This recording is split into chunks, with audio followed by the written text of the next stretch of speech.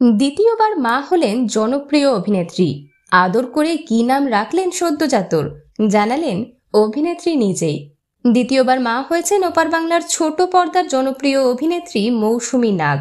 গত 10ই মার্চ ঢাকার একটি বেসরকারি হাসপাতালে কন্যা সন্তানের জন্ম দেন।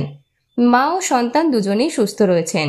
মা হওয়ার দুদিনের মাথায় সংবাদ মাধ্যমকে তিনি জানান এই সুখবর। সংবাদ মাধ্যমে অভিনেত্রী বলেছেন, শোয়েব ও আমার সংসারে প্রথম সন্তান ছেলে। এরপর সে একটা মেয়ে প্রত্যাশা করেছিল। এবার সৃষ্টিকর্তা আমাদের কন্যা সন্তান উপহার দিয়েছেন। শোয়েবকে এত হ্যাপি দেখিয়ে আমারও অনেক ভালো লাগছে। মেয়ের বাবার খুশিতে আমিও খুব খুশি। তবে ছেলেও তার অনেক বেশি আদরের, কিন্তু মেয়ে বাচ্চারা তার অনেক পছন্দের। সবার কাছে আমাদের সন্তানের জন্য দোয়া চায়। মেয়ের নাম রাখার প্রসঙ্গে মৌসুমী জানিয়েছেন, আমার ছেলে তার বাবা সহ সিনেমা হলে অবতার সিনেমা দেখেছিল। এই ছবি এবং নীতিরি চরিত্রটা তার খুব পছন্দের হয়ে ওঠে, তাই নীতিরি নামটাই বোনের নাম হিসেবে সিলেক্ট করেছে সে। এটা তার ডাক নাম। তবে আমরা সবাই মিলে পুরো নামটা পরে ঠিক করব।